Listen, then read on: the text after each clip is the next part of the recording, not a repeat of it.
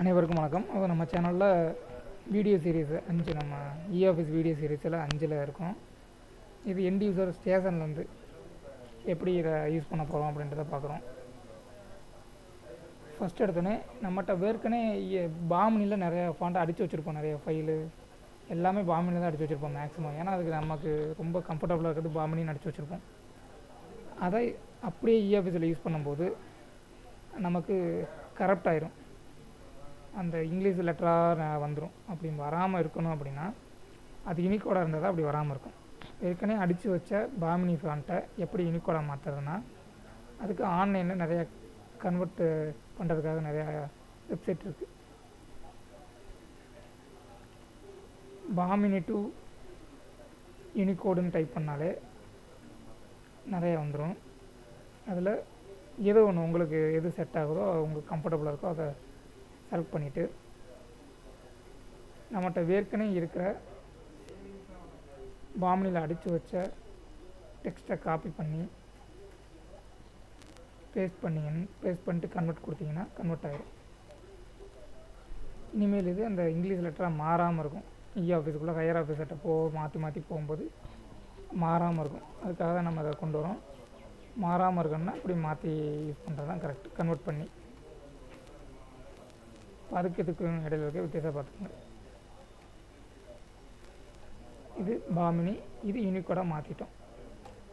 இப்போ புதுசாக ஒரு ரெக்கார்டை நான் பாமினியில் வேணாங்க, நான் யூனிகோட்லேயே டைப் பண்ணிக்கிறேன் அப்படின்னா அதுக்கு ஒன்றும் இல்லை. என்ஹெச்எம் ரைட்டர் நம்ம சொல்லியிருக்க ஏற்கனவே என்ஹெச்எம் ரைட்டரை இன்ஸ்டால் பண்ண சொல்லி அப்படி இன்ஸ்டால் பண்ணிட்டோம் அப்படின்னா இதோ எனக்கு என்ஹெச்எம் ரைட்டர் இருக்குது.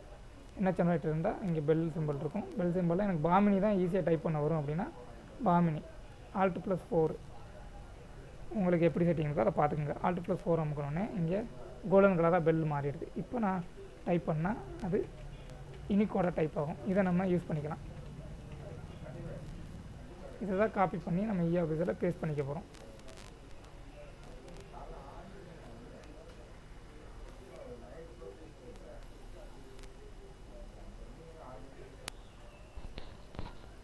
இப்போ நம்ம அடுத்து பேஜ் செட்டிங் பார்ப்போம். ஒரு யூனிகோடில் டைப் பண்ணுறதுக்கு முன்னாடி எப்படி ஒரு வேர்ட் டாக்குமெண்ட்டை செட் பண்ணுறதுன்னு பார்ப்போம். மைக்ரோசாஃப்ட் வேர்ட் டாக்குமெண்ட்டை சரி வச்சுறோம். அதை எப்படி நம்ம செட் பண்ணுறது அப்படின்னு பார்ப்போம். எடுத்தோடனே Ctrl+A கொடுத்துட்றோம். Ctrl+A கொடுத்துட்டு மேலே நோ ஸ்பேசிங் இருக்கும். அந்த நோ ஸ்பேசிங்கை கொடுத்துடணும். கொடுத்துட்டு அப்புறம் என்ஹெச்எம் ரைட்டர் அதில் Alt+4 அல்லது இப்படியே செலக்ட் பண்ணிக்கலாம். இங்கே கோல்டன் கலராக மாறிடுச்சு. வச்சுட்டு நீங்கள் டைப் பண்ணிங்கன்னா டைப் ஆகும்.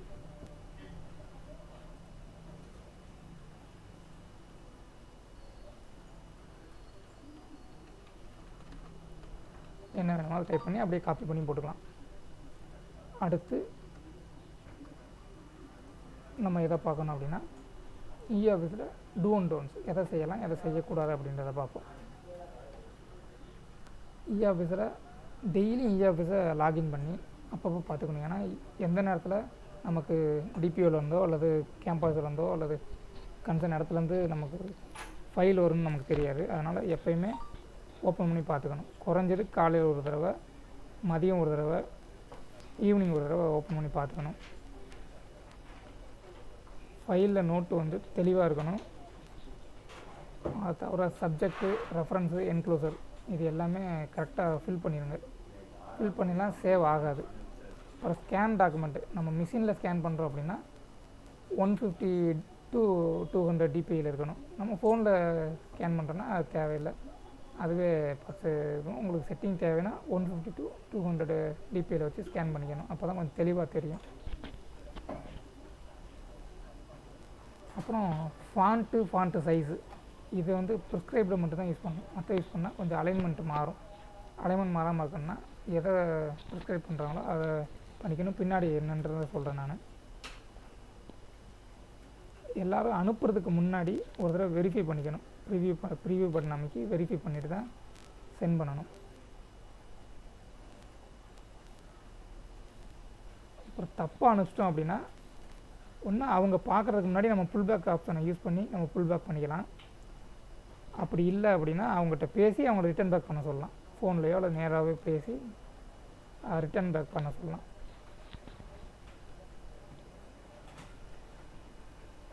வேறு ஹேண்ட் ரைட்டிங் ஸ்கேனை அதை நம்ம கையில் எழுதுனதை ஸ்கேன் பண்ணி பண்ணக்கூடாது, அது கரப்ஷனுக்கு வழி இருக்குனால அப்படி பண்ணக்கூடாது. அன்அஃபிஷியல் ஃபாண்ட்டை யூஸ் பண்ணக்கூடாது. இந்த கலரு ஃபோட்டோஸ் அல்லது இதெல்லாம் உள்ளே ஏற்றாமல் இருக்கிறது நல்லது. அப்புறம் தப்பான செக்ஷனுக்கு ஃபார்வர்ட் பண்ணிவிட்டு அவங்களும் கவனிக்காமல் விட்டாங்கன்னா நம்ம சென்ட் பண்ணது அப்படியே கிடக்கும். அதனால் எப்போயுமே செக் பண்ணிவிட்டு பண்ணணும். அப்புறம் உங்கள்கிட்ட ஃபைல் எவ்வளோ பண்ணியிருக்கீங்க அப்படின்னு கேட்குறாங்கன்ட்டு தேவையில்லாமல் டூப்ளிகேட் ஃபைலை ஓப்பன் பண்ணக்கூடாது. ஏன்னா இதை க்ளோஸ் மட்டும் தான் பண்ண முடியும், டெலிட் பண்ண முடியாது ஒரு தடவை உருவாயிடுச்சுன்னா. அப்புறம் 25 MBக்கு மேலே எதுவும் பெரிய டாக்குமெண்ட்டாக அட்டாச் பண்ணாமல் இருக்கிறது நல்லது.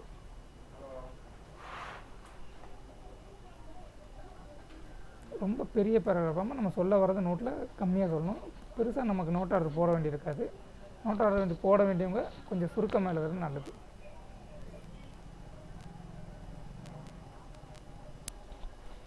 இப்போது பேஜ் செட்டிங் பற்றி பார்ப்போம். முன்னாடி சொல்லியிருந்தேன் நான் பேஜ் செட்டிங். நம்ம ஒரு வேர்டு ஃபைலை ஓப்பன் பண்ணிட்டோம். அதில் A4 சைஸ் தான் இருக்கணும். பார்க்குறோம் எங்கே இருக்கும் பேஜ் லேஅவுட்டில் சைஸில் லெட்டர் இருக்குது, அது லெட்டர் இருக்கக்கூடாது, அது A4 சைஸ் தான் இருக்கணும். மாற்றிட்டேன். அதுக்கப்புறம் மார்ஜின் டாப்பில் 1 இன்ச்சு, பாட்டமில் 1 இன்ச்சு, லெஃப்டில் 1.25 இன்ச்சு, ரைட்டில் 1 இன்ச்சு வைக்கணும். மார்ஜின் அது நார்மல்.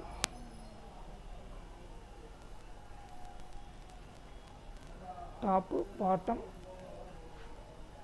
ரைட் லெஃப்ட் இதில் இது கரெக்டாக இருக்கும். அப்படி பேஜ் செட்டப் பண்ணோன்னா இன்னும் கஸ்டமைஸ் பண்ணால் இதில் பார்த்து பண்ணிக்கலாம். லெஃப்டில் 1.25 இருக்குன்னு சொன்னாங்களா, 1.25 1.2 அடுத்து line space, single line spacing ஒரே ஒன்று இருக்குன்னு சொல்லியிருக்காங்க. Paragraph spacing before and after 0 pt இருக்குன்னு சொல்லியிருக்காங்க. இது எந்த இடத்துல இருக்கும் அப்படின்னா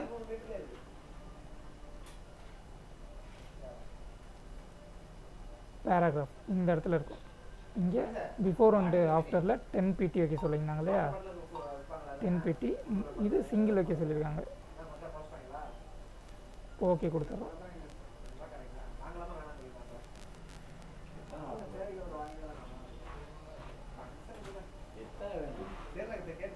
அப்புறம் line space, single line space வச்சுட்டோம், இது வச்சுட்டோம். அடுத்து அலைன்மெண்ட், பாடி டெக்ஸ்ட்டு நம்ம ஜஸ்டிஃபை பண்ணி பார்த்துக்கணும்.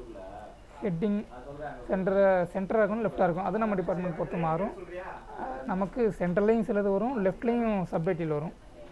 ஃபாண்ட் சைஸை போட்டிங்கன்னா தமிழுக்கும் இங்கிலீஷுக்கும் அந்த பாமினியில் யூனிகோடு தான் நமக்கு முக்கியமாக வைக்கணும். யூனிகோடு தான் நமக்கு வைக்கணும். இங்கிலீஷில் டைம்ஸ் நியூ ரோமன் ஏரியல் ரெண்டையுமே யூஸ் பண்ணிக்கலாம். ஃபாண்ட் சைஸை பொறுத்தளவுக்கு ஹெட்டிங் 14 தான் இருக்கணும். நம்ம வாட்டுக்கு பெருசாக தெரியும் ரொம்ப வைக்கக்கூடாது, அது அலைன்மெண்ட்டை மாற்றி. சப் ஹெட்டிங் 12 போல்டில் வைக்கிறோம், பாடி டெக்ஸ்ட்டு 12 ரெகுலரில் வைக்கிறோம். இம்பார்ட்டன்ட் பாயிண்ட்டை போல்ட் ஆக்கிறோம் 12. அப்போ நம்ம தமிழோ இங்கிலீஷோ அது 12 தான் இருக்கணும். நோட் ஆர்டரில் விண்டோவில் அட்டாச் பட்டனை கிளிக் பண்ணோன்னா ஹவு டு அட்டாச், இது உங்களுக்கு அதில் போய் நேரடியாக பண்ணி சொல்லி கொடுத்தோன்னா உங்களுக்கு புரியும். அதை நேரடியாக உங்களுக்கு சொல்கிறேன். லாகின் பண்ணி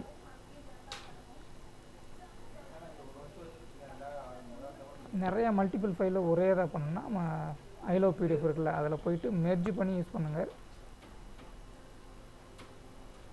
20 MBக்குள்ளே இருக்கணும், அதையும் பார்த்துக்கோங்க. எப்போயுமே அட்டாச் பண்ண பின்னாடி அது கரெக்டாக தான் அட்டாச் பண்ணிக்கணும்ன்றதை ரிவ்யூ பண்ணி பார்த்துக்கணும்.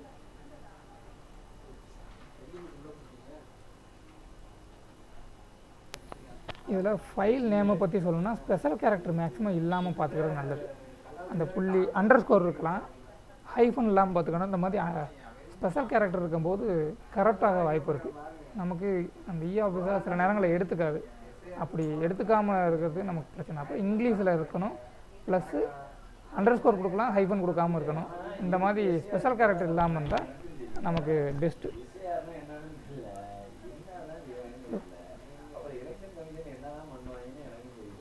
அப்புறம் நோட்டு எப்படி எடிட் பண்ணுறது அதெல்லாம் நம்ம பின்னாடி நம்ம லாகின் பண்ணி சொல்லும்போது சொல்கிறேன். ஃபுல் பேக் எப்படி பண்ணலாம் அப்படின்ட்டு. யூனிகோடை டைப் பண்ணோன்னா அதில் தமிழில் டைப் பண்ணும்போது யூனிகோட் டைப் பண்ணோம்னா பிரச்சனை இல்லாமல் இருக்கும். தமிழ் 99 பாமினி லேஅவுட்டில் செட் பண்ணோம்னா ஈஸியாக இருக்கும் நமக்கு.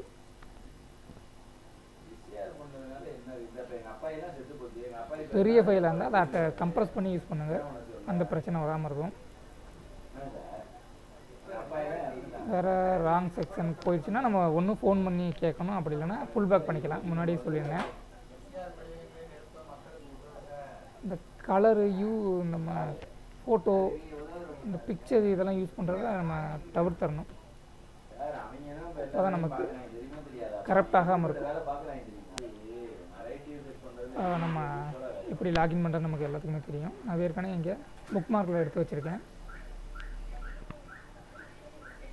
ஆஃபீஸில் நம்மளோட ஐடி பாஸ்வேர்டு கொடுத்து லாகின் பண்ணிக்கிறோம்.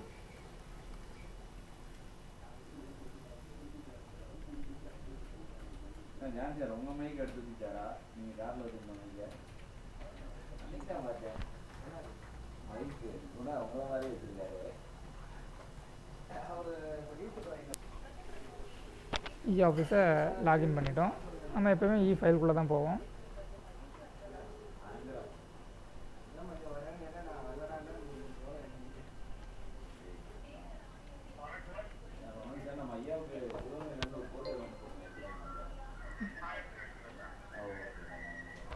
ஃபைலுக்குள்ளே போவோம். அங்கிட்டு ரெசிப்டில் வந்திருக்கும். இப்போ எடுத்தோன்னே இன்பாக்ஸு ஃபைல் இன்பாக்ஸில் இருக்கும். நம்ம ரெசிப்ட் இன்பாக்ஸ் போகிறோம். இந்த ரெசிப்ட் இன்பாக்ஸில் போனோன்னே நமக்கு என்ன வந்திருக்கு அப்படின்ற ரெசிப்ட் என்ன வந்திருக்குன்னு நமக்கு தெரிஞ்சிடும். அதில் ஆக்ஷன் எடுக்கணும் அப்படின்னா இல்லை ஒரு ஹையர் ஆஃபீஸர்கிட்ட காமிக்கணும். இல்லை தேவைன்னா நம்ம பிரிண்ட் அவுட் எடுக்கணும்னா நேரடியாக பிரிண்ட்டுக்கு போயிடலாம். பிரிண்ட்டுக்கு போயிட்டு இதில் சேவஸ் பிடிஎஃப்னு கொடுத்து சேவ் பண்ணால் சேவ் ஆயிரும். எந்த லொக்கேஷன் கொடுத்து நம்ம சேவ் பண்ணிக்கலாம். ரெண்டாவது இங்கே இருக்க சேவ் ஆப்ஷனை கிளிக் பண்ணால் அது டவுன்லோட் ஆயிரும். இது மற்ற ஹேண்ட் ரோல் இதை யூஸ் பண்ணி பார்த்து தெரிஞ்சுக்கோங்க. இது ரெசிப்ட் எப்படி டவுன்லோட் பண்ணுறதுன்னு. இதுவே ஃபைலில் வர இன்பாக்ஸில் இருக்கிறத எப்படி டவுன்லோட் பண்ணணும்னா அதில் கிளிக் பண்ணி உள்ளே போயிடலாம். இங்கே பாருங்க டிஓசி ரீசெண்ட்டு ஆளு previous note draft list draft document reference. இப்போ ஒவ்வொன்றும் தனித்தனியாக இருக்குது. நம்ம எதை டவுன்லோட் பண்ண போகிறோமோ அதை கிளிக் பண்ணிக்கலாம். டிராஃப்ட் லிஸ்ட்டில் டவுன்லோட் பண்ணணும்னா டிராஃப்ட்டை மட்டும் இது டிராஃப்ட் மட்டும் டவுன்லோட் ஆகும்.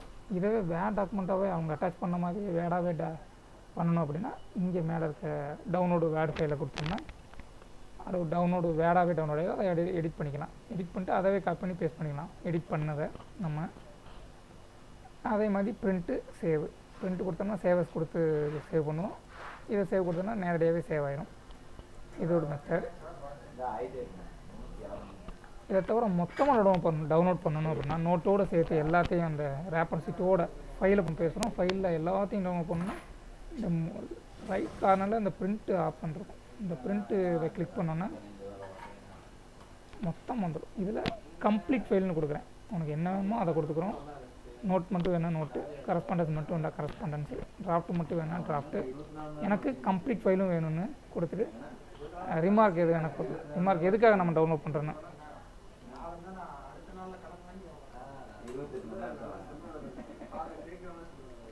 வேறு ஆஃபீஸ் பர்பஸ்ன்னு கொடுத்து டவுன்லோட் பண்ணேன்னா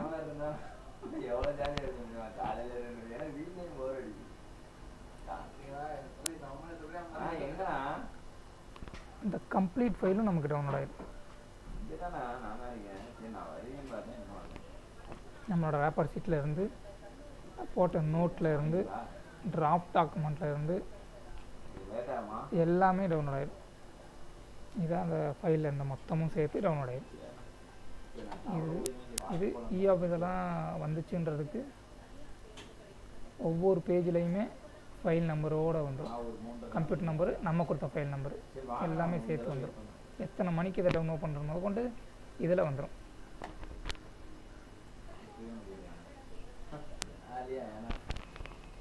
இப்போ ஒருத்தருக்கு தப்பாக அனுப்பிச்சிட்டோம்னா அதை புல் பேக் பண்ணுறது எப்படின்னு பார்ப்போம். இப்போ ரெசிப்ட் ஒன்று நான் க்ரியேட் பண்ணுறேன்.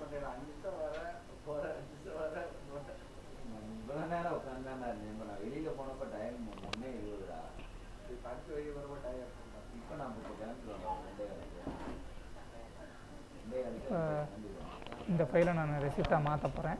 ரெசிப்டாக மாற்றிட்டு எனக்கு முன்னாடி தெரிஞ்ச மாதிரி இது வந்து ஒரு லெட்ரு ஃபார்மேட்டாக இருக்குது, இல்லை ரிப்ளை ஃபார்மேட்டாக இருக்குது. இன்டர்மீடியட் ரிப்ளை எது சம்மந்தமோ அதை கொடுத்துட்றோம்.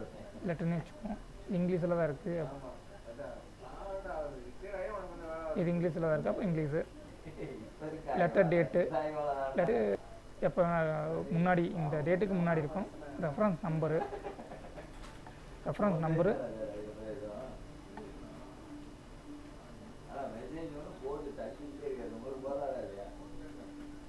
நம்பர் நம்ம இதை எப்படி காப்பி பண்ணுறதுன்னு முன்னாடி சொன்னேன். காப்பி ஃபீஸை யூஸ் பண்ணி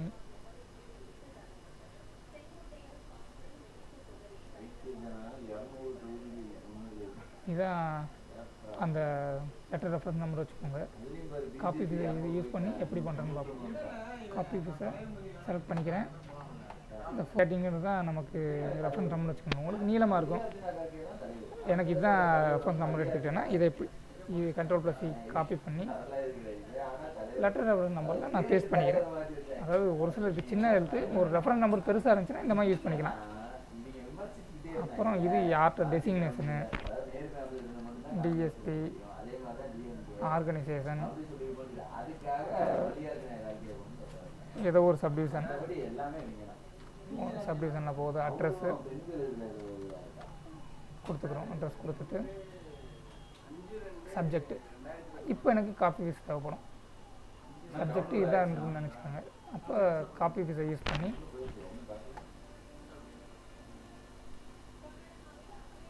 நான் யூஸ் பண்ணிக்கிறேன். காப்பி ஃபீஸை யூஸ் பண்ணிக்கிறேன். ஏன்னா டைப் பண்ண எனக்கு அவசியம் இருக்காது. இது இங்கிலீஷுக்கு காப்பி ஃபீஸ் யூஸ் பண்ணிக்கிறோம்.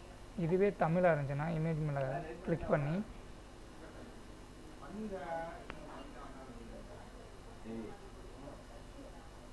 விசுவல் சர்ச் கொடுத்தோம் அப்படின்னா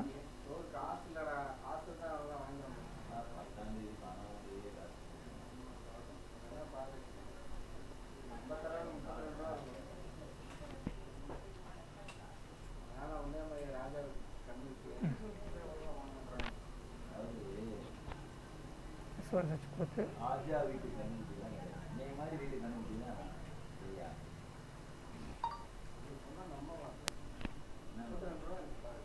சர்ச் கொடுத்தோன்னா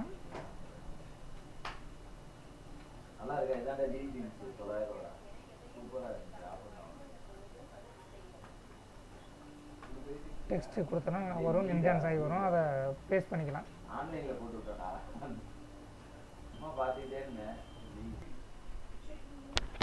ஃபஸ்ட்டு ஜென்ரேட் பண்ணிக்குவோம். அட்ரஸ் எல்லாம் கொடுத்துட்டோம்.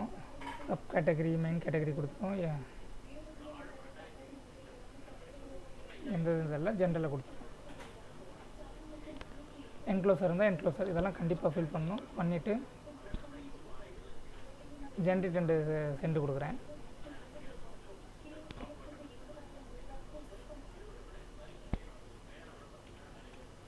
கரெக்டான அட்ரஸ் அடிக்கிறோம். இதில் ஒன்று தான் கொடுக்குறேன். 2ல் சிசியில் நிறைய கார்பன் காப்பியில் நிறைய பேருக்கு அனுப்பிச்சிக்கலாம். சென்ட் பண்ணிட்டோம். இப்போ அவங்களுக்கு சென்ட் ஆயிடுச்சு. இப்போ ரெசிப்டில் சென்டில் போய் பார்த்தோம், சென்ட்டில் போய் பார்த்தோம்னா நமக்கு இருக்கும். சென்டோட பாஸ்ட் அண்ட் சென்ட்டு அதை போய் பார்த்தோன்னா இருக்கும். இப்போ சென்ட் ஆயிடுச்சு. இப்போ நம்ம அந்த அக்கௌண்ட்லேருந்து எப்படி ஃபுல் பேக் பண்ணுறதுன்ற பார்ப்போம். இந்த அக்கௌண்ட்லேருந்து 45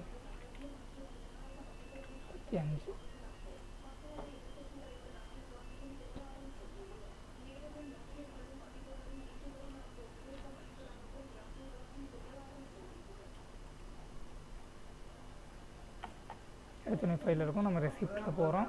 இன்பாக்ஸில் இருக்கும். நம்ம எந்த அக்கௌண்ட்டில் அனுப்புகிறோமோ அந்த அக்கௌண்ட்டில் தான் பார்க்குறோம். சென்ட்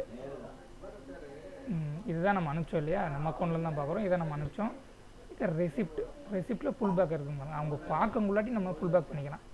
பார்த்துட்டாங்கன்னா அவங்கள்ட்ட கேட்டு தான் ரீசெண்ட் பண்ண சொல்ல முடியும். அவங்க பார்க்கங்குள்ளாட்டியும் ஃபுல் பேக் பண்ணிக்கலாம்.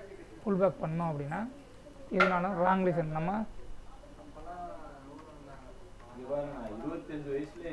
தெரியாமல் நம்ம அனுப்பிச்சிட்டோம்னு சொல்லி ராங் ரீசன் கொடுத்தோம்னா இது சென்ட்டில் இருந்து ரெசிப்டோட கிரியேட்டடுக்கு வந்திருக்கும். எங்கே வந்திருக்குன்னா கிரியேட்டட், நம்ம கிரியேட் பண்ணி வச்சோன்னா கிரியேட்டடுக்கு வந்திருக்கும். இதுதான் ரெசிப்டில் கிரியேட்டட் அங்கே வந்திருக்கும். இதை நம்ம திருப்பியும் கரெக்ட் பண்ணிவிட்டு யாருக்கு அனுப்பணுமோ அவங்களுக்கு அனுப்பிச்சிடலாம். இந்த வீடியோ இதோட போதும். அடுத்த வீடியோவில் நம்ம மற்றதை பற்றி பார்ப்போம். தேங்க்யூ.